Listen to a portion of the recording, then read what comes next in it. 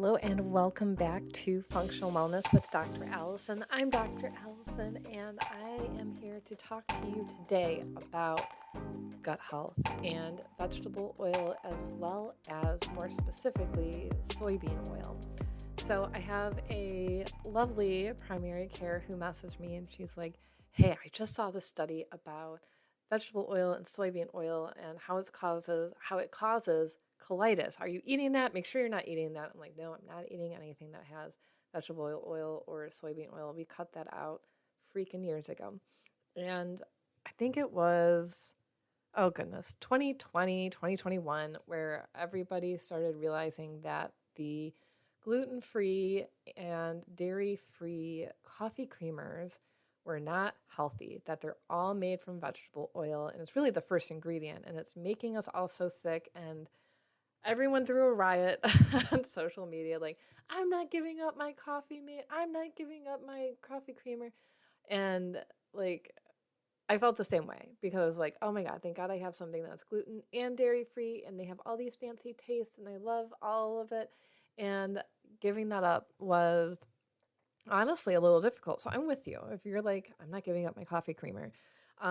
So when we look at what these vegetable oils and all soybean oils do to us is actually really insane. There's a lot of research to obesity, diabetes, insulin resistance, fatty liver issues, Alzheimer's disease, anxiety, depression, neurological conditions, as well as colitis and Crohn's.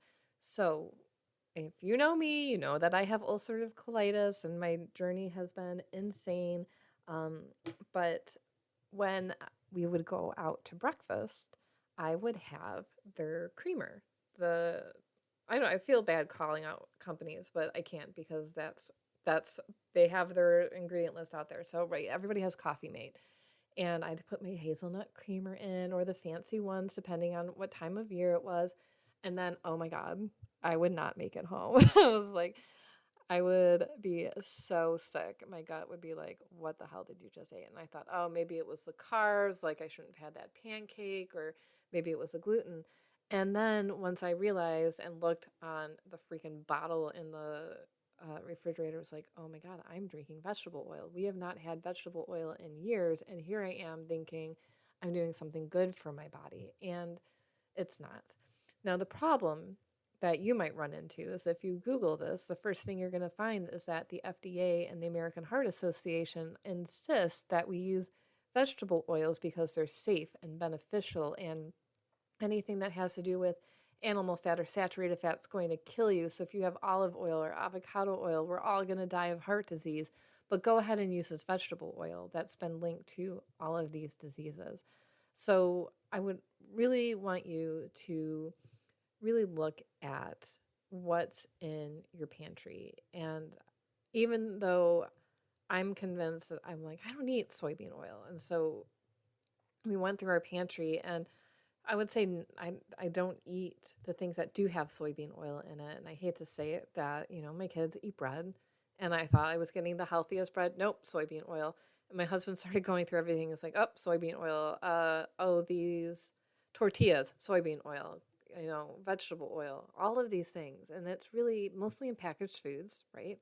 It's in margarine, shortening, mayonnaise, salad dressings, a lot of frozen foods, baked goods, especially, breads and pastas, donuts, things like that.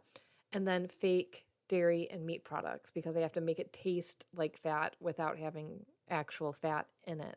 So when we eat these types of plant oils that are manufactured, it's refined, it's hydrogenated.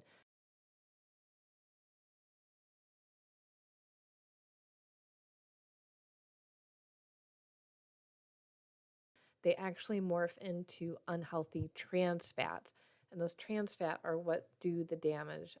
I don't like to say good or bad cholesterol, but that's our terms that we use. The bad cholesterol, like LDLs. So we have to really look at how we are feeding ourselves, as always. And we know that these types of oils, of vegetable oils specifically, is linked to and omega-6s, and we have too many omega-6 fats, which cause inflammation. They upset our immune system, and we eat just way too much junk food and fats. And I always think of like fried foods and fast foods, especially.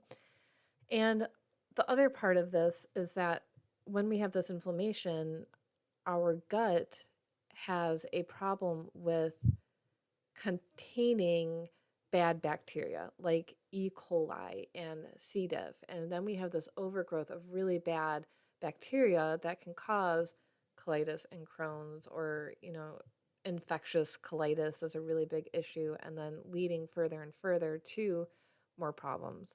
This also leads to leaky gut, where toxins and bacteria, fungus, yeast, viruses come in and out of the gut into the bloodstream, which risks our immune system, increases inflammation, and can cause colitis as well.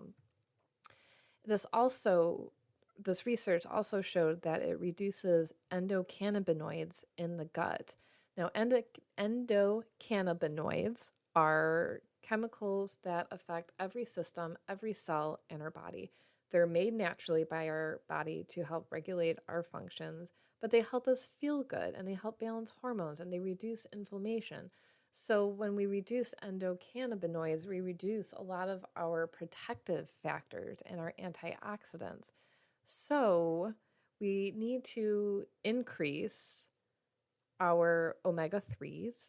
We need to eat healthy fats, of course, like avocados, meat as well.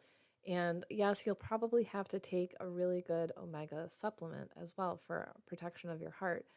The other thing that I recommend if you're worried about heart health is taking a good vitamin C, so that way you are helping to protect your blood vessels, and also decreasing the amount of soybean and vegetable oil. Really, zero is ideal. And I think the issue here too, though, is limiting how much we go out to eat. Myself and almost all of my patients who have digestive issues of any kind, not just colitis, always go, Alison, oh, we went out to eat and I got sick, but I can eat at home. I'm like, I know. It's because literally everything that they make is either fried in soybean or vegetable oil. It comes frozen. If you've ever watched a Gordon Ramsay show behind the scenes with kitchens and he tries to fix it, they're usually, God, I watched a show and they were just buying frozen lasagna meals at an Italian restaurant, microwaving it, and then taking it out of the container and pretending like it's homemade lasagna. You have no idea what you're eating when you go to a restaurant because of that. I mean, they don't have to tell you. So cutting out restaurant food is also going to be a really, really important factor in healing your gut, even though that sucks because we want to go out to eat. We want to support local restaurants, but maybe you can call ahead. Maybe you can go to a restaurant where the kitchen is open and you know it's clean and they're not pulling out frozen lasagna, fast food meals out of their freezer to warm up for you. So just some information for you to think about as you're working on healing your gut, healing your body, healing your energy. If you're worried about losing weight or worried about your heart health, your brain health, and making sure that you're feeling good, this is the best place to start, is in your pantry, getting rid of the bad stuff, bringing in some of the good stuff, figuring out what that looks like for you, and getting the help you need. So if you need personalized support, and you, especially if you're struggling with your gut, because that is my bread and butter, but don't eat that. So you can have butter, don't worry. Cut out the breads, but I'd be happy to help you. I'm here. You can schedule online with me on my website, littleblackbagmedicine.com. We'll go through your health history, go through your test, make sure we figure out exactly what's going on with you so you can understand your body, what your body needs to stay healthy so you can feel your best. All right. Thank you for tuning in today. Make sure to like and subscribe to stay up to date with all of our weekly podcasts, and we'll see you next time. Thank you for listening to Functional Wellness with Dr. Alison.